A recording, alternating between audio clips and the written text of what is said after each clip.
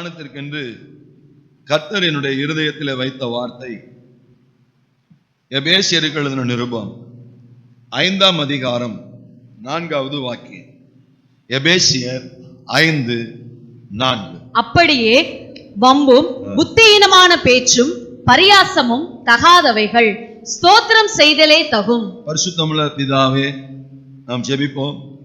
நேசிக்கிற நல்ல தகப்பனே, இந்த 3ஆம் மாதம் நிறைவின் நாளில் இருக்கிற நாங்கள் உம்மை விடுதலையாய் ஆராதிக்க எங்களுக்கு தயவு பாராட்டினீர். உம்மை ஒவ்வொரு காரியங்களாய் இந்த மாதங்களிலே செய்த நன்மைகளுக்காக ஸ்தோத்திரம் செலுத்த உதவி செய்தீர். தகப்பனே, ஒரு சில ஜெப தூபங்களை உடைய சமூகத்தில் ஏறெடுக்க கிருபை செய்தீர். இப்பொழுதும் உடைய சன்னிதானத்திலே கர்த்தர் பரத்திலிருந்து உடைய வார்த்தைகளை ஆண்டவரே நீர் அருளி எங்களோடு பேசுவீராக. உம்முடைய நாமம் ஒன்றே மகிமைப்படட்டும். இயேசுவின் நாமத்தில் பிதாவே. வாசிக்கப்பட்ட இந்த வேத பகுதியினுடைய பின்பகுதியில் ஸ்தோத்திரம் செய்தலே தகும். அல்லேலூயா. எல்லாரும் சொல்லலாமா? ஸ்தோத்திரம் செய்தலே. எல்லாரும் கொஞ்சம் சொன்னா நல்லா இருக்கும். அப்ப ஒரு தேவ பிள்ளையினுடைய தகுதி என்ன அப்படின்னு பார்த்தா ஸ்தோத்திரம் செய்கிறது. ஒரு தேவனுடைய பிள்ளையினுடைய தகுதி அப்படின்னு பார்க்கும் பொழுது நிறைய தகுதிகள் இருக்கிறது. அதுல ஒரு காரியம், நம்முடைய இருதயம், நம்முடைய நாவு, நம்முடைய உதடு எப்போதும் கர்த்தரை மகிமைப்படுத்தி ஸ்தோத்திரம் பண்ணிக்கொண்டே இருக்க வேண்டும். இதைத்தான் அப்போஸ்தலனாகிய பவுல் கொலேசு சபைக்கு எழுதும் போது 4ஆம் அதிகாரம் 2வது வசனத்திலே அவர் எழுதும் பொழுது அவர் சொல்லுகிறார், இடைவிடாமல் ஜெபம் பண்ணுங்கள், ஸ்தோத்திரத்துடன் ஜெபத்தில் விழித்திருங்கள். அப்ப ஜெபத்துல நம்ம எப்படி விழித்திருக்கணுமா? ஸ்தோத்திரத்தோட நம்ம ஜெபத்தையே எப்பொழுதும் ஏறெடுத்து கொண்டு இருக்காம, அந்த ஜெபத்துல என்ன உங்களுக்கு நல்லா தெரியும்.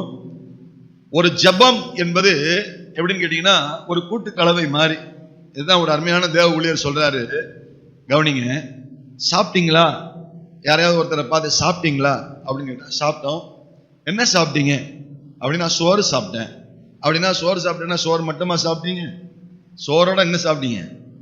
சோறோட குழம்பு, அந்த குழம்புக்கு பக்கத்துல சைடிஷ், காய், கூட்டு, பொரியல் எல்லாமே வச்சு சாப்பிட்டோம் இல்லையா? ஆக சோறு சாப்பிட்டோம்னு சொல்றோம். ஆனா அதுல என்ன இருக்குன்னா, குழம்பு இருக்கு, காய் இருக்கு, கூட்டு இருக்கு, பொரியல் இருக்கு, எல்லாமே இருக்கு. அது போல ஜெபம் என்பது, நல்ல கவனிங்க, கர்த்தருக்கு மகிமை உண்டாகட்டும். வேதத்துல தெளிவாய் சொல்றாரு, பவுல் சொல்றாரு தீமோத்தேயுவுக்கு எழுதும் பொழுது அவர் சொல்றாரு, பார்த்தீங்க, எல்லா மனுஷருக்காகவும் என்ன செய்யணுமாங்க?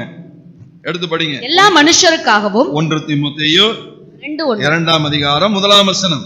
நான் பிரதானமாய் சொல்லுகிற புத்தி என்னவெனில், எல்லா மனுஷருக்காகவும் விண்ணப்பங்களையும் ஜெபங்களையும் வேண்டுதல்களையும் ஸ்தோத்திரங்களையும் பண்ண வேண்டும். இந்த 4 கூட்டு கலவை, இந்த கலவை சேர்ந்ததுதான் ஜெபம். ஒரு அல்லேலூயா சொல்லலாமா? அல்லேலூயா. ஆண்டவருடைய பரிசுத்த நாமத்துக்கு மகிமை உண்டாவதாக. இதுல இந்த ஸ்தோத்திரம் ரொம்ப ரொம்ப ரொம்ப ரொம்ப இன்றியமையாத முக்கியமான காரியம். Very very very important. பரீட்சையில எதையா இம்பார்ட்டன்ட் அப்படின்னு கேட்டா ஒரு சில வார்த்தைகளை சொல்லிடுவோம், அட்டை டு அட்டை.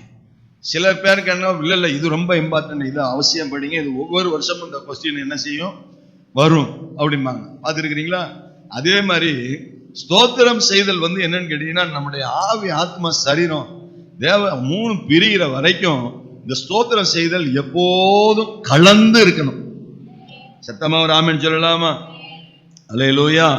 கொலோசியருக்கு எழுதின நிருபம், ஆண்டவருடைய பரிசுத்த நாமத்துக்கு மகிமை உண்டாவதாக, 3ஆம் அதிகாரம் 17வது வசனத்தை வாசித்து பார்க்கிற பொழுது, வார்த்தையினாலாவது கிரியையினாலாவது, இதே வசனத்தை நீங்க இன்னொரு இடத்துலயும் படிக்கலாம். எபேசியர் 5:20 ரெண்டும் ஒண்ணா வரும். சரி, படிக்கலாம். ஏதாவது ஒரு வசனத்தை மட்டும் படிங்க. வார்த்தையினாலாவது கிரியையினாலாவது நீங்கள் எதை செய்தாலும் அதையெல்லாம் கர்த்தராகிய இயேசுவின் நாமத்தினாலே செய்து, எதை செய்தாலும் இயேசுவின் நாமத்தினாலே செய்து. ஒரு ஆமென் சொல்லுவீங்களா? அல்லேலூயா. கர்த்தருடைய பிள்ளைகளாகிய நாம், தேவனுடைய பிள்ளைகளாகிய நாம், நம்முடைய இருதயத்துல எப்போதும் இருக்க வேண்டிய ஒண்ணு, நான் ஏசப்பா பிள்ளை. ஆமென். நான் ஏசப்பா என்னோடு கூட இருக்கிறார். கிறிஸ்துவுக்குள்ளதான் என்னுடைய வாழ்க்கை. கிறிஸ்து இல்லாம நான் இல்லை. கிறிஸ்து எனக்கு ஜீவன். அல்லேலூயா. அடுத்த வசனத்தை மட்டும் சொல்ல மாட்டோம். கர்த்தருக்கு மகிமை உண்டாகும். கிறிஸ்து எனக்கு ஜீவன், சாவு எனக்கு ஆதாயம். நல்லா கவனிங்க, கர்த்தருக்கு மகிமை உண்டாகும். அதனாலதான் அவர் சொல்றாரு பாருங்க, வார்த்தையினாலாவது கிரியையினாலாவது நீங்கள் எதை செய்தாலும் காலையில் அதிகாலையில் எழும்புறங்க, இரவுல படுக்கைக்கு போகிற வரைக்கும் நம்ம செய்கிற ஒவ்வொரு காரியத்திலையும் அதையெல்லாம் படிக்குமா, அதையெல்லாம் கர்த்தராகிய இயேசுவின் நாமத்தினாலே செய்து, கர்த்தராகிய இயேசு கிறிஸ்துவின் நாமத்தினாலே செய்து, அவர் முன்னிலையாக பிதாவாகிய தேவனை என்ன செய்ய வேண்டும்? ஸ்தோத்தரிக்க வேண்டும். அல்லேலூயா. இதே வசனம் அப்படியே ஆட்டா எபேசியர் 5:20 இருக்கு, நீங்க குறித்து வரலாம். 1 தெசலோனிக்கேயர் புத்தகம் 5ஆம் அதிகாரம் 18வது வாக்கியத்தை நாம் வாசித்து பார்க்கிற பொழுது, எல்லாவற்றிலும் அங்க பாத்தீங்கன்னா எதை செய்தாலும் ஸ்தோத்திரம். அல்லேலூயா. இங்க பாருங்க, இந்த நிருபத்துல எழுதும் பொழுது, தெசலோனிக்கேய சபைக்கு எழுதுகிற பொழுது எல்லாவற்றுக்காகவும் ஸ்தோத்திரம் பண்ணித்தான் ஆக வேண்டும். ஆமென் சொல்லலாமா? இதுல கொலோசி சபைக்கு எழுதும் போது ஒரு முக்கியமான காரியத்தை சொல்லி எழுதுகிறார். வாசிக்க கேட்போம். கொலோசியருக்கு எழுதின நிருபம் 1ஆம் அதிகாரம் 13வது வாக்கியத்தை வாசிக்க கேட்போம். இருளின் அதிகாரத்தினின்று நம்மை விடுதலை. கவனியுங்கள், நன்றாய் கவனி. ஏன் ஸ்தோத்திரம் பண்ணணும்? எதற்காக ஸ்தோத்திரம் பண்ணணும்? இந்த ஸ்தோத்திர பலி என்பது எவ்வளவு ஒரு தேவனுடைய பிள்ளையினுடைய வாழ்க்கையில எவ்வளவு ஒரு மிக முக்கியமான ஒரு காரியம் என்பதை நீங்கள் நன்றாய் அறிந்து கொள்வதற்காகத்தான் இந்த நேரத்திலே, இந்த மாதத்தினுடைய நிறைவிலே கர்த்தர் உங்களோடு கூட பேசிக் கொண்டிருக்கிறார். நீங்க நல்லா கவனிக்கணும். தேவன் நம்மை ஒரு பொல்லாத அதிகாரத்திலிருந்து கர்த்தர் நம்மை என்ன செய்திருக்கிறார்? விடுதலையாக்கி இருக்கிறார். இருளின் அதிகாரத்தினின்று நம்மை விடுதலையாக்கி தமது அன்பின் குமாரனாகிய ராஜ்யத்துக்கு உட்படுத்தினவருமாயிருக்கிற, தமது அன்பின் குமாரனுடைய ராஜ்யத்துக்கு உட்படுத்தினவருமாயிருக்கிற பிதாவை ஸ்தோத்தரிக்கிறோம். அல்லேலூயா. ஒரு ராஜ்யத்திலிருந்து இன்னொரு ராஜ்யத்துக்கு கொண்டு வர்றது என்பது ஒரு சாதாரண விஷயம் அல்ல. அல்லேலூயா. ஒரு பயங்கரமான ஒரு இருள் நிறைந்த ராஜ்யத்திலிருந்து, கவனிங்க எனக்கு அன்பானவர்களே, நாம காலம் பூரா நம்முடைய ஆயுசு நாட்கள் முழுவதும் எந்த ஒரு நிமிடத்தையுமே வீணாக்காமல் காலம் முழுவதும் ஆண்டவருக்கு நன்றி சொன்னாலும் இந்த வசனத்துக்கு ஈடாகவே ஆகாது. ஏன்னா அவ்வளவு ஒரு பயங்கரமான இருளின் ராஜ்யத்திலிருந்து தேவன் என்ன செய்திருக்கிறார்? தம்முடைய அன்பின் குமாரனுடைய ராஜ்யத்திற்கு நம்மை உட்படுத்தி இருக்கிறார். அதை நினைச்சு நம்ம தேவனுக்கு நன்றி சொல்ல வேண்டும். அதை நினைச்சு நம்ம அப்பாவுக்கு என்ன செய்ய வேணும்? ஸ்தோத்திர பலிகளை செலுத்தணும். கரங்களை உயர்த்தி ஒரு அல்லேலூயா சொல்லலாமா? அல்லேலூயா. நீ வேதத்தை படிக்கும் பொழுது கர்த்தருக்கு ஸ்தோத்திரம். அநேக நேரங்கள்ல நமக்கு ஏதாவது நல்லது நடந்தா ஒரு தயவு, ஒரு இரக்கம், இந்த மாதிரி எல்லாம் வசனங்கள் நிறைய இருக்கு. நான் சொல்றேன், கவனிங்க. இப்போ ஒரு உதாரணத்துக்கு படிங்களேன். எஸ்ரா புத்தகம் 7ஆம் அதிகாரம் 27வது வசனம். எஸ்ரா 7:27. எருசலேமில் உள்ள கர்த்தருடைய ஆலயத்தை அலங்கரிக்க இப்படிப்பட்ட யோசனையை ராஜாவின் இருதயத்தில் அருளி ராஜாவுக்கும் அவருடைய மந்திரிமார்களுக்கும் ராஜாவின் கைக்குள்ளான பலத்தை எல்லா மகா பிரபுக்களுக்கு முன்பாக எனக்கு தயவு கிடைக்க பண்ணின எங்கள் பிதாக்களின் தேவனாகிய கர்த்தருக்கு ஸ்தோத்திரம். இதே காரியத்தை நீங்க ரூத் 4ஆம் அதிகாரம் 14ஆம் வசனத்துல கூட படிக்கலாம். ஏன்னா ரூத் புத்தகத்துல படிச்சீங்கன்னா நிறைய இடங்கள்ல தயவு தயவு தயவு தயவுனே வரும். கர்த்தருக்கு மகிமை உண்டாகும். அப்பொழுது ஸ்திரீகள் நகோமியை பார்த்து, சுதந்திரவாளி அற்று போகாதபடிக்கு இன்று உனக்கு தயை செய்த கர்த்தருக்கு ஸ்தோத்திரம். அப்ப நல்லா கவனிங்க, கர்த்தருடைய கண்கள்ல நமக்கு தயவு கிடைச்சிருக்கா இல்லையா? சொல்லுங்க பார்க்கலாம். எத்தனை பேர் எனக்கு கர்த்தருடைய கண்கள்ல தயவு கிடைச்சிருக்குன்னு விசுவாசிக்கிறவங்க? அல்லேலூயா. அப்ப ஒவ்வொரு நாளும் ஆண்டவரே, அதிகாலையில் எழுந்தோடனே கரம் உயர்த்தி முழந்தால் படித்த ஆண்டவரே, உடைய தயவுக்காக உமக்கு ஸ்தோத்திரம். அல்லேலூயா. நிறைய நேரங்கள்ல நம்ம ஜெபிச்சு பலன் கிடைக்கலன்னா நம்ம என்ன செஞ்சோம்? சோர்ந்து போய் என்ன செஞ்சோம்? ஆண்டவருக்கு ஸ்தோத்திரம் பண்றதே இல்லை. இப்ப அதுதான் உங்களுக்கு வலியுறுத்தி நான் சொல்ல போறேன். கவனிங்க, ஒரு சம்பவத்தை சொல்றேன், உங்களுக்கு புரியும். லூக்கா நற்செய்தியில பாத்தீங்கன்னா சகரியாவுடைய ஒரு நாள் வருது. அவர் என்ன செய்கிறார்? ஆலயத்துல தூபம் காட்டி கொண்டு இருக்கிறார். கர்த்தருக்கு மகிமை உண்டாட்டு ஸ்தோத்திரம். லூக்கா புஸ்தகத்துல 1ஆம் அதிகாரத்துல படிச்சு பாத்தீங்கன்னா சகரியா, அப்ப தூதன் என்ன சொல்றாரு? சகரியாவே, உன்னுடைய ஜெபம் கேட்கப்பட்டது அப்படிங்கிறார். இவர் என்ன சொல்லியிருக்கணும்? ஸ்தோத்திரம். Very good. யாரு சொன்னது? கர்த்தர் நல்லவர். ஸ்தோத்திரம் சொல்லியிருக்கணும். கர்த்தருக்கு ஸ்தோத்திரம் இவர் சொல்லியிருக்கணும். ஆனால் இவர் என்ன தெரியுமா சொல்லிட்டாரு? அப்ப இவரு விசுவாசிக்கல, அதை அவர் விசுவாசிக்கல. கவனிங்க, 13வது வசனத்திலிருந்து படிச்சு பாத்தீங்கன்னா, தூதன் அவனை நோக்கி, சகரியாவே பயப்படாதே, உன் வேண்டுதல் கேட்கப்பட்டது, உன் மனைவியாகி எலிசபெத் உனக்கு ஒரு குமாரனை பெறுவாள், அவனுக்கு யோவான். உனக்கு சந்தோஷம் உண்டாகும்பா, மகிழ்ச்சி உண்டாகும்பா. அவருடைய பிறப்பு நிமித்தம் அநேகர், நீ மட்டும் இல்ல, அநேகர் சந்தோஷப்பட போறாங்க. நல்லா கவனிங்க, அவனை குறிச்சு ஒரு பெரிய தீர்க்கதரிசி நல்ல வசனம் சொல்லும் போது, கர்த்தருக்கு மகிமை உண்டாகட்டும், ஸ்தோத்திரம். இவர் என்ன செய்யறாரு? இவ்வளவு ஒரு சந்தோஷமான செய்தி சொல்றாரு. அப்படி பிறக்க போகிற பிள்ளைய குறிச்சு ஒரு ப்ராபசி வேற சொல்றாரு.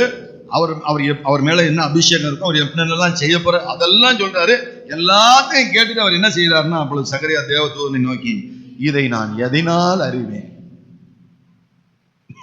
அல்லேலூயா. இதை நான் எதனால் அறிவேன்?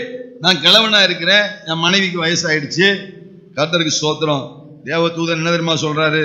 சரி ரைட்டு அப்படின்னா, நான் இங்க பாரு, நல்லா கவனி, உனக்கு நான் நல்ல செய்தி சொல்ல வந்தேன், ஆனா நீ என்ன செய்யலாத, அவிசுவாசமா இருந்துட்டு. அதனால இது தகுந்த காலத்துல நடக்கும். ஏன்னா உன் ஜெபம் கேட்கப்பட்ட ஆயிடுச்சு, நடக்கும். அது நடக்கும் வரைக்கும் என்ன வாயி? கர்த்தருக்கு ஸ்தோத்திரம். ஒரு அல்லேலூயா சொல்லுவீங்களா? இப்ப கவனிங்க, இப்ப குழந்தை பிறந்தாச்சு, பேர் வைக்கிற பொழுது இப்ப மனைவிட்ட கேட்கிறாங்க. அதே போல சகரியாவிட்ட கேட்கிறாங்க. 64ஆம் வசனத்தை படிங்க. 64ஆம் வசனம். உடனே அவனுடைய என்ன செய்யறாரு? எப்ப அவன் பிள்ளைக்கு என்னப்பா பேர் வைக்கணும்னு கேட்கும் போது, அவர் ஒரு எழுத்து பலகையை வாங்கி எழுதுறாரு. எழுதி அதுல இவன் பெயர் யோவான் என்று எழுதினான். எல்லாரும் ஆச்சரியப்பட்டார்கள். உடனே நல்லா கவனி, உடனே வாய் திறக்கப்பட்டு, உடனே அவன் வாய் திறக்கப்பட்டு, அவனுடைய நாவும் கட்ட அவிழ்க்கப்பட்டு, தேவனை ஸ்தோத்தரித்து பேசினான். ஒரு அல்லேலூயா சொல்லலாமா? அல்லேலூயா. நல்லா கவனிங்க. அப்ப செய்யாதத இவர் உணர்ந்ததுனாலதான் கட்டு அவிழ்க்கப்பட்ட உடனேயே இவர் என்ன செய்யறாருன்னா, கர்த்தர் ஸ்தோத்திரம் பண்றார்.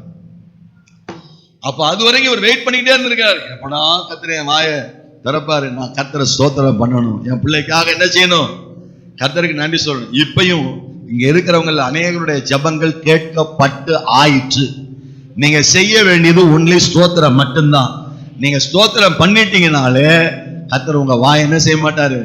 இன்னைக்கு நிறைய பேருடைய வாய் அடைக்கப்பட்டு கிடக்கு, ஏராளமானவருடைய வாய் அடைக்கப்பட்டு கிடக்கு. கர்த்தருக்கு மகிமை உண்டாடு ஸ்தோத்திரம். நான் சொல்லுவேன், உன்னை நல்லா கவனிங்க, எல்லாத்துக்கும் ஒரு காலம் இருக்கு, ஒவ்வொன்றுக்கும் ஒரு காலம் இருக்கு. அந்த காலத்துல தெய்வம் நிறைவேற்ற வல்லவராக இருக்கிறார். ஆமென். நம்முடைய ஜெபங்கள் ஒருபோதும் வீணாய் அது போவதே இல்லை. கர்த்தருக்கு மகிமை உண்டான ஸ்தோத்திரம். இன்னொரு காரியம் கூட, ஒரு சம்பவம் கூட சொல்றேன் பாருங்க. தானியேல் புத்தகத்துல நம்ம வாசித்து பார்க்கிற பொழுது, தானியேல் நேபுகாத்நேச்சார் ஒரு சொப்பனம் பார்க்கிறார். இந்த சொப்பனம் பார்க்கும் பொழுது அந்த சொப்பனத்தினாலே அவனுடைய மனமே பயங்கர பலட்சியமாய் போயிடுது, மனம் குழப்பம் ஆயிடுது. என்ன செய்யறதுனே புரியல, ராஜாவுக்கு ஒண்ணுமே புரியல. உடனே என்ன செய்யறாரு, அந்த தேசத்துல இருக்கிற கல்தேயர்களை கூப்பிடுறாரு, எல்லாரையும் கூப்பிட்டு ஒரு காரியம் சொல்றாரு. அப்பா, நான் ஒரு சொப்பனம் பார்த்தேன், அந்த சொப்பனத்தையும் சொல்லணும், அதனுடைய அர்த்தத்தையும் சொல்லணும். அல்லேலூயா. எல்லாரும் பாக்குறாங்க, இது என்னது, ராஜாவுக்கு ஏதோ ஆயிடுச்சு. இது வரைக்கும் நேற்று வரைக்கும் நல்லா தான் இருந்தாரு, தூங்கி எந்திரிச்ச உடனே அவருக்கு பித்து பிடித்து போச்சுன்னு சொல்லி. ஆனா ராஜா என்ன சொல்றாரு, நோனோ, நீங்க தப்பிக்க வழி பாக்குறீங்க, நான் கண்ட சொப்பனத்தையும் சொல்லணும், சொப்பனத்தினுடைய அர்த்தத்தையும் சொல்லணும், இல்லைன்னா எல்லாருடைய தலையும் துண்டாடி போயிடும். ஒரு அல்லேலூயா சொல்லலாமா? கரங்களை உயர்த்தி ஒரு அல்லேலூயா சொல்லலாமா? அல்லேலூயா. இவங்க எல்லாரும் திருப்பி கேட்கிறான், ஐயா என்னையா அது புதுசா இருக்கு, நீ முதல்ல சொப்பனத்தை சொல்லியா, நாங்க அர்த்தத்தை சொல்றோம்.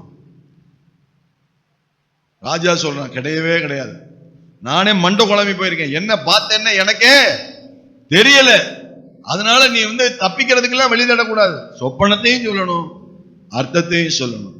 உடனே அங்க உள்ளவங்க சொல்றாங்க, இதெல்லாம் நமக்கு சரிப்பட்டு வராது, மனுஷர்களோடு வாசம் பண்ணாத. அல்லேலூயா. கரங்களை உயர்த்தி ஒரு அல்லேலூயா சொல்லலாமா? அப்பதான் என்ன நடக்குது, இப்ப இவங்க எல்லாரையும் தேடுறாங்க. யார? சாத்ராக், தானியேல், சாத்ராக், மேஷாக், ஆபேத்நேகோ, இவங்களையும் தேடுறாங்க. எதுக்கு? தலையை சீவுறதுக்கு. தலையாரி தேடிக்கிட்டு இருக்கான். அப்பதான் தானியேல் வந்து அவரா பார்த்து கேட்கிறார், தலையா என்னப்பா ஏப்பா தேடுற, என்ன விஷயம் அப்படின்னு கேட்டாங்க. இந்த மாதிரி ராஜாவுடைய காட்டில். அப்படியா? அவன் ரொம்ப பொறுமையா, ஒண்ணு இல்ல, கொஞ்சம் டைம் மட்டும் கேளு, ஒரு அவகாசம் மட்டும் கேளு. அந்த அவகாசத்தை கேட்டினா நான் எப்படியாவது என்ன செஞ்சேன் சீக்கிரத்துல என் தேவன் வெளிப்படுத்தும். அதே போல நன்றாய் கவனிங்கள். 2ஆம் அதிகாரம். ஆண்டவருடைய பரிசுத்த நாமத்துக்கு மகிமை உண்டாவதாக. 16-17. தானியேல் ராஜாவினிடத்தில் போய் சொப்பனத்தின் அர்த்தத்தை ராஜாவுக்கு காண்பிக்கும்படிக்கு தனக்கு தவணை கொடுக்க விண்ணப்பம்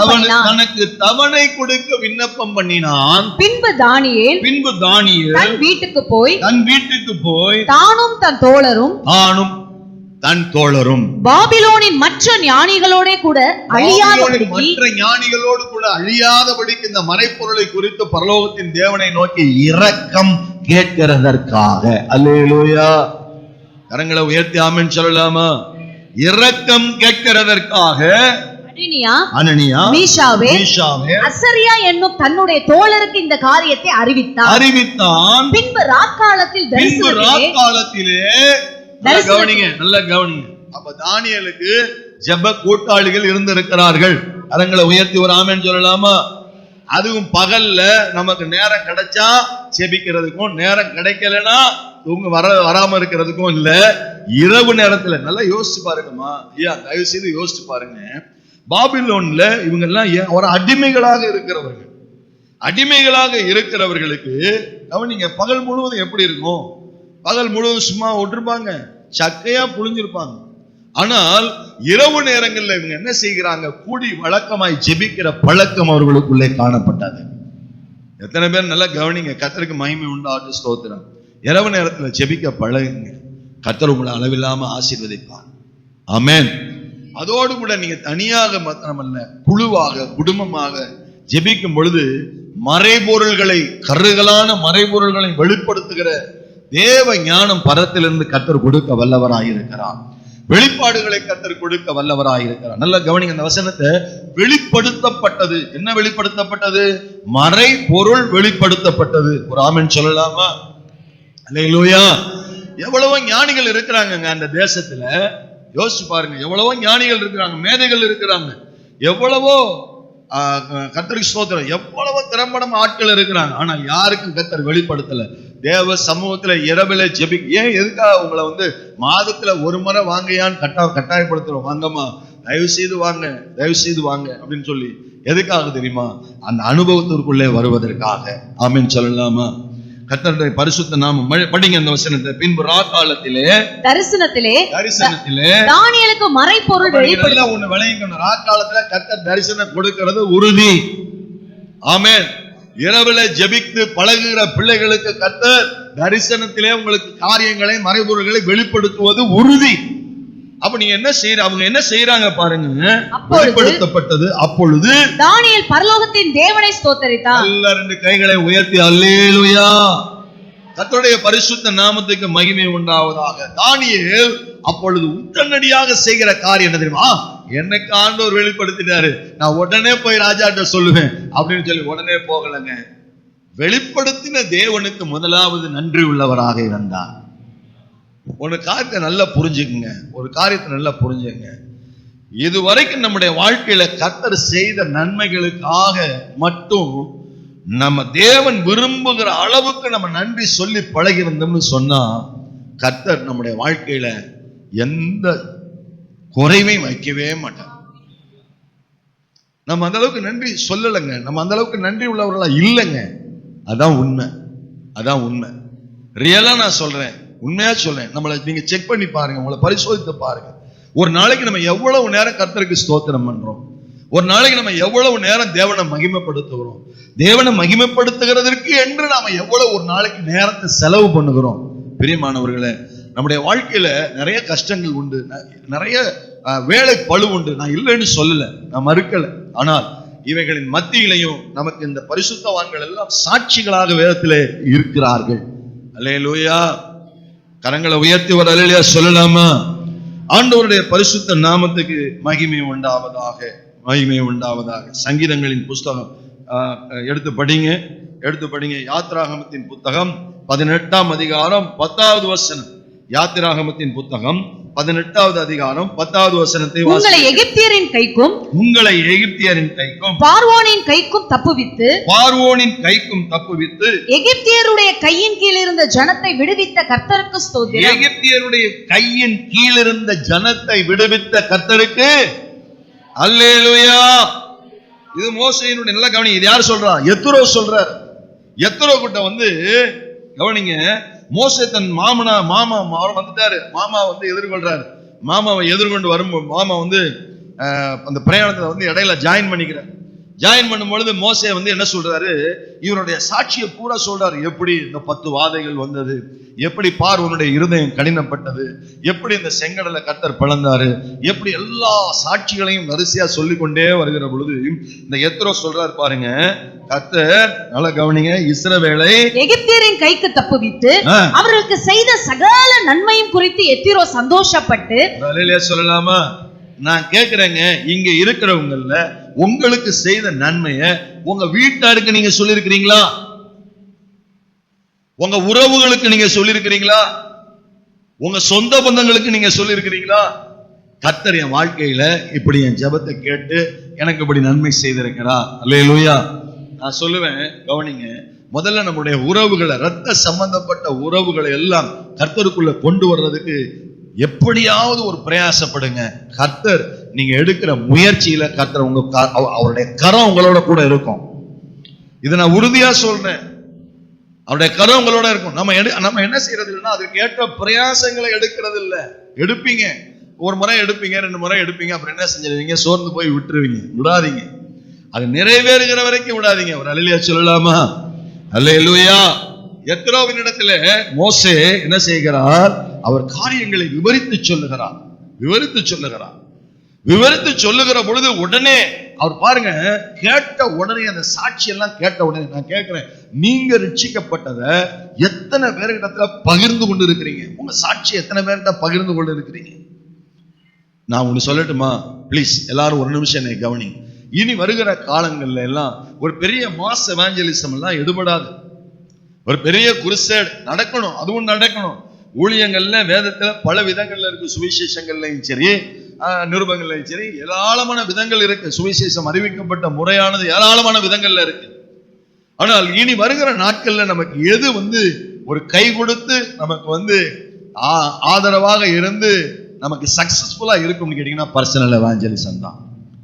இங்க உட்கார்ந்து இருக்கிறவங்கள கூட நிறைய பேர் நீங்க சந்திக்கப்பட்டீங்கன்னு கேட்டா அந்த பர்சனல் எவாஞ்சலிசத்துல தான். அல்லேலூயா. ஆண்டவருடைய பரிசுத்த நாம மகிமைப்படும். அதனாலதான் நான் சொல்றேன், இந்த மோசேயை போல சாட்சி சொல்ல பழகும் பொழுது நீங்க சாட்சி சொன்ன அந்த நபருடைய வாயிலிருந்து கர்த்தருக்கு ஸ்தோத்திரம் வரும். அது எவ்வளவு தேவனுக்கு மகிமை. அல்லேலூயா. அது கர்த்தருக்கு எவ்வளவு பிரியம், அது தேவன் எவ்வளவு மகிமைப்படுவார். விசுவாசிக்கிறவங்க ஒரு அல்லேலூயா சொல்லலாமா? அல்லேலூயா. 1 ராஜாக்களின் புத்தகம் 8ஆம் அதிகாரம் 56வது வசனத்தை வாசித்து பார்க்கிற பொழுது, தாம் வாக்குத்தத்தம் பண்ணினபடியெல்லாம் தம்முடைய ஜனமாகிய இஸ்ரவேலுக்கு இளைப்பாறுதலை அருளின கர்த்தருக்கு ஸ்தோத்திரம். தாம் வாக்குத்தத்தம் பண்ணினபடி எல்லாம் வாக்குத்தத்தம் பண்ணினபடி எல்லாம். நல்லா கேளுங்க, நம்முடைய ஆண்டவர் வாக்கு மாறாதவர். அது சொல்லுவாரு இந்த அதிகாரத்துலதான் நிறைய இதே சாலமோன் தான் சொல்லுவாரு பல இடங்கள்ல, வாக்கினாலே சொன்னதை நம்முடைய கரத்தினாலே நிறைவேற்றுகிறவர். என் தகப்பனுக்கு சொன்ன காரியங்கள் எல்லாவற்றையும் வாக்குனால சொன்னார், வாக்கு தத்தத்தினால சொன்னாரு, எல்லாத்தையும் கரத்தினால இப்ப நிறைவேற்றிக்கிட்டே வர்றாரு. அப்ப அவர் வாக்கு தத்தம் பண்ணினபடி எல்லாம் நம்முடைய ஜனமாகி இஸ்ரவேலுக்கு இளைப்பாறுதலை அருளின கர்த்தருக்கு ஸ்தோத்திரம். ஒரு அல்லேலூயா சொல்லாமா? அல்லேலூயா. எத்தனை பேருக்கு எத்தனை சமயத்துல நமக்கு ஒரு இளைப்பாறுதலை தேவன் கொடுத்திருக்கிறார். நம்ம ஸ்தோத்திரம் பண்ணணுங்க, நம்ம நன்றி சொல்லணுங்க, ஆண்டவருக்கு மகிமையை செலுத்தணுங்க. கரங்களை உயர்த்தி ஒரு அல்லேலூயா சொல்லலாமா? நீங்க ஜெபத்துல ஆரம்பிக்கும் போது கூட ஜெபத்தை ஆரம்பிக்கும் போது கூட எப்படி ஆரம்பிக்கணும் தெரியுங்களா? முதல்ல ஒரு ஸ்தோத்திர பாடல் சொல்லிதான் ஆரம்பிக்கணும். எடுத்து படிங்க. நெகேமியா புத்தகம் 11ஆம் அதிகாரம் 17வது வசனத்தை வாசிக்கல கேட்போம். நெகேமியா The book of Nehemiah chapter 11 verse 17. ஆசாபின் குமாரன் சப்தியின் குமாரனாகிய மீகாவின் மகன் மத்தனியா ஜெபத்தில் ஸ்தோத்திர பாட்டை துவக்குகிற தலைவனும் அவன் சகோதரர்கள் இருந்தாலும் பத்துவியா ஒருவனும் ஏத்துக்குமார் எல்லாம் இருந்தாங்க, வரிசையா இருந்தாங்க, நிறைய பேர் இருந்தாங்க. அப்ப நீங்க ஜெபம் செஞ்சா கூட இவர்களை ஒரே நிமிஷம் கவனிங்க. ஒரு குடும்ப ஜெபமோ அல்லது தனி ஜெபமோ அல்லது ஒரு குழு ஜெபமோ எந்த ஜெபம் ஆரம்பித்தாலும் முதல்ல நீங்க பாட வேண்டிய பாடல் என்ன தெரியுமா? சொல்லுங்க. அத கொஞ்சம் நல்லா தான் சொன்னாங்களே. உங்க வாயில இருக்க முத்தெல்லாம் உதிர்ந்துடாது, நல்லா சத்தமா சொல்லுங்க. ஸ்தோத்திர பாடல். அல்லேலூயா, ஸ்தோத்திரம். எதை செய்தாலும் ஸ்தோத்திரம். அதனாலதான் கர்த்தரை நான், தாவீது சொன்னார், கர்த்தரை நான் எக்காலத்திலும் ஸ்தோத்தரிப்பேன், எக்காலத்திலும் ஸ்தோத்தரிப்பேன். அவருடைய துதி எப்போதும் என் வாயில இருக்கும். அது தைரியமா நம்ம சொல்ல முடியுமா? நல்லா யோசிச்சு பாருங்க. என்ன வந்தாலும் நம்ம என்னன்னா, கிடைச்சா ஸ்தோத்திரம், கிடைக்கலன்னா ஆத்திரம். அப்படி இல்லை. கர்த்தருக்கு ஸ்தோத்திரம். அதுக்கு நல்ல சாட்சியை பாத்தீங்கன்னா யோபு வந்து இழப்பின் நேரத்துல என்ன செஞ்சாரு? கர்த்தர் கொடுத்தாரியா, கர்த்தர் எடுத்துக்கிட்டாரியா. கர்த்தருடைய பரிசுத்த நாமத்துக்கு ஸ்தோத்திரம். நீ அப்பையும் சொல்லும் பொழுதுதான் பாப்பாரு, கர்த்தர் பாப்பாரு, இவன் என்னடா என்ன வந்தாலும் ஸ்தோத்திரம் பண்றான், இவனுக்கு 2 மடங்கு கொடுத்துறான்னு கொடுத்துருவார். நீங்க செஞ்சு பாருங்களேன், நீங்க செய்து பாருங்க, நடக்குதா இல்லையான்னு பாருங்க. நம்முடைய அருள்நாதர் இயேசுவும் கூட, கவனிங்க, நம்முடைய அருள்நாதர் இயேசுவும் கூட வேதத்துல நீங்க எல்லாம் படிச்சு பாருங்க. அவர் அப்பங்களை எடுத்து என்ன செய்தார்? மத்தேயு சுவிசேஷம் 15ஆம் அதிகாரம் 36வது வசனம். நிருபங்கள் எல்லா சுவிசேஷங்களையும் நம்ம படிக்கலாம். மத்தேயு 15:36 படிங்க. அவர் அந்த 7 அப்பங்களையும் அந்த மீன்களையும் எடுத்து ஸ்தோத்திரம் பண்ணாம நம்ம அப்பா எந்த காரியத்தையும் செய்யறதே இல்லை. ஆமென். அப்ப அவருடைய பிள்ளைகளாகி நாம கவனிங்க, நிறைய நேரம் நம்ம பசியா இருப்போம். எனக்கு ஒரு வேடிக்கை என்னன்னு கேட்டீங்கன்னா, உபவாச ஜெபம் முடியும் ஒவ்வொரு மாசமும். நான் அந்த இடத்துல நின்று பார்த்துக்கிட்டே இருப்பேன், வாட்ச் பண்ணிக்கிட்டே இருப்பேன். கர்த்தருக்கு ஸ்தோத்திரம். அது வரைக்கும் பொறுமையா இருப்பாங்க. 3 மணி வரைக்கும் பொறுமையா இருப்பாங்க. இந்த 3 மணி முடிஞ்ச கையோட, நான் நீங்க சொல்றேன், யாரும் தவறா எடுத்துக்க வேண்டாம், நான் உங்க வாழ்க்கையில் அதை அனுபவமாக்கணும்னு சொல்றேன். வெளியூர்ல இருந்து எத்தனை பேர் வந்திருப்பாங்க? உண்மையா இல்லையா? நம்ம எல்லாம் இங்க லோக்கல்ல, ஒரு சில பேர்லாம் நம்ம லோக்கல்ல, நான் பார்க்கிறேன், கவனிக்கிறேன். முதல்ல போய் நிக்கிறது யாருன்னு கேட்டீங்கன்னா லோக்கல்ல உள்ள ஆளுங்க. கர்த்தருக்கு ஸ்தோத்திரம். சரி, இவங்க வந்து சாப்பிட்டுட்டு இவங்க ஒரு பஸ்ஸை பிடிச்சி இவங்க பல மைல் போகணுமே, அந்த பிள்ளைங்க சரி வாங்க, அப்படி வாங்கி வெளியூர்ல போற பிள்ளைகளுக்காவது கொடுப்போமா? அதுவும் கிடையாது. நான் தயவுசெய்து யாரும் தவறா எடுத்துக்காதீங்க. இதை வந்து நம்ம வந்து எல்லா வகையிலையும், என்னை பொறுத்தவரை நான் சொல்றேன், ஒரு ரோல் மாடலா நம்ம மாறணும்னு கர்த்தர் விரும்புறார். சத்தம் வரலையே, கோச்சுக்கிட்டீங்களோ? கோச்சுக்கிங்க, அதை பத்தி எனக்கு ஒண்ணு இல்லை.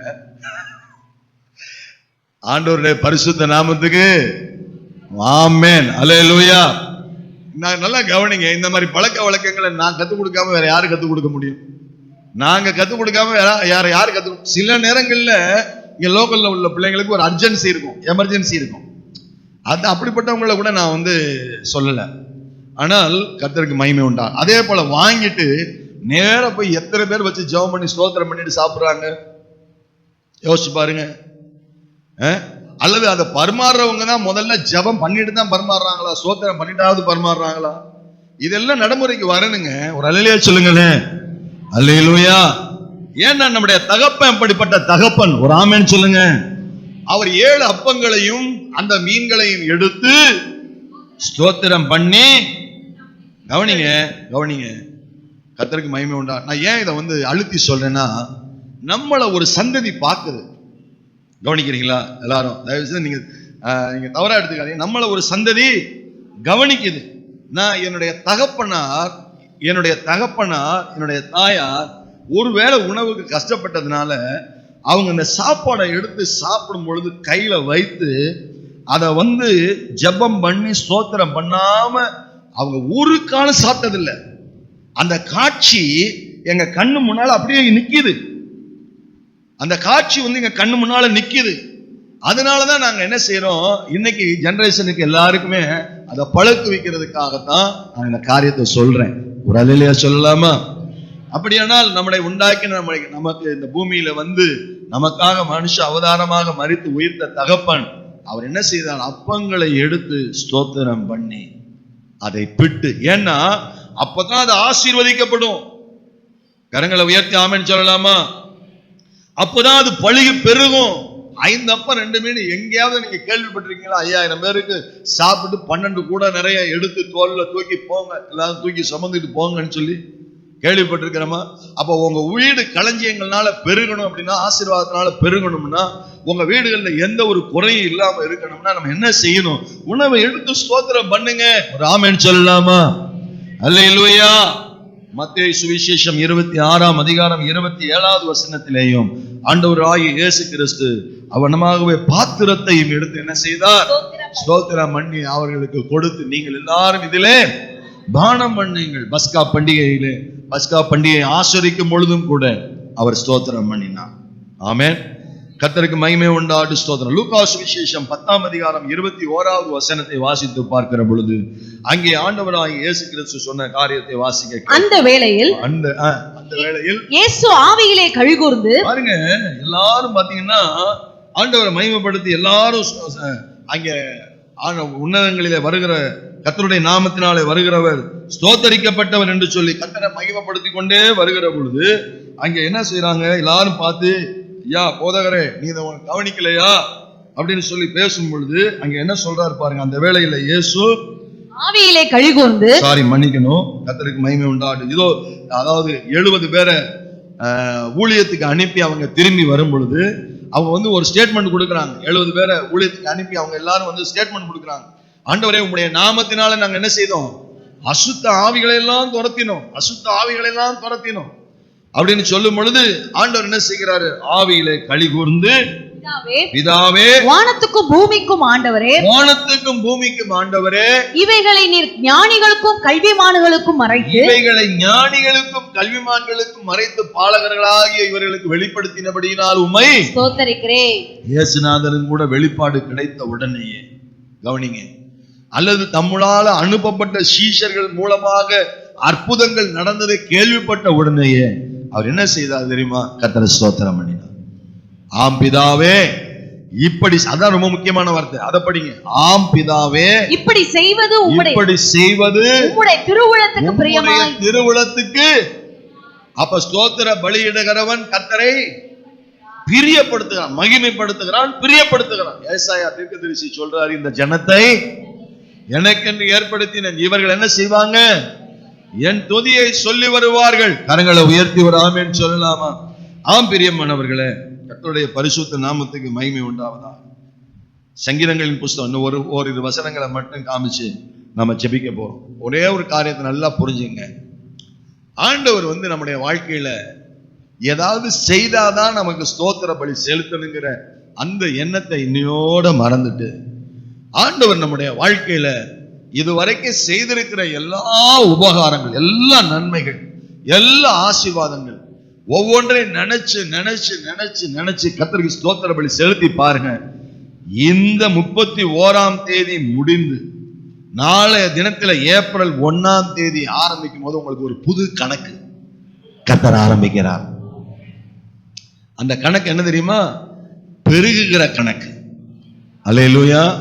நீங்க ஸ்தோத்திரத்துல பெருகும் பொழுது, நீங்க விசுவாசத்துல உறுதிப்பட்டு ஸ்தோத்திரத்துல பெருகும் பொழுது நீங்க சொல்லுவீங்க, அடுத்த மாத ஸ்தோத்திர கூட்டத்துல அநேகர் கர்த்தர் உங்களை சாட்சியாக நிறுத்த போகிறார். சந்தோஷமா ஒரு அல்லேலூயா சொல்லலாமா? அல்லேலூயா. இந்த ஒரு வசனத்தை வாசிச்சுங்க. கர்த்தருக்கு மகிமை உண்டாட்டும். சங்கீதங்களின் புஸ்தகம் 124ஆம் அதிகாரம் 6வது வசனம். சங்கீதங்களின் புஸ்தகம் 126வது 4ஆம் அதிகாரம் 6ஆம் வசனம். நம்மை அவர்களுடைய பற்களுக்கு இரையாக ஒப்புக்கொடாது இருக்கிற கர்த்தருக்கு ஸ்தோத்திரம்.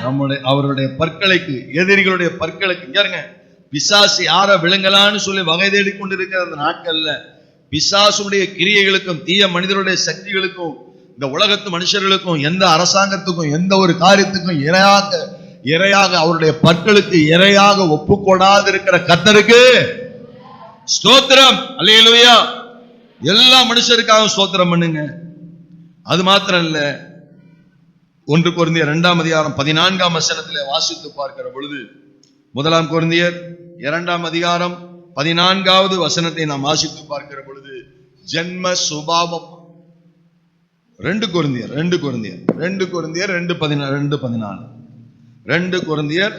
கிறிஸ்துவுக்குள் எப்பொழுதும் எங்களை வெற்றி சிறக்க பண்ணி. இந்த வசனத்தை எல்லாரும் படிச்சா நல்லா இருக்கும் நினைக்கிறேன்.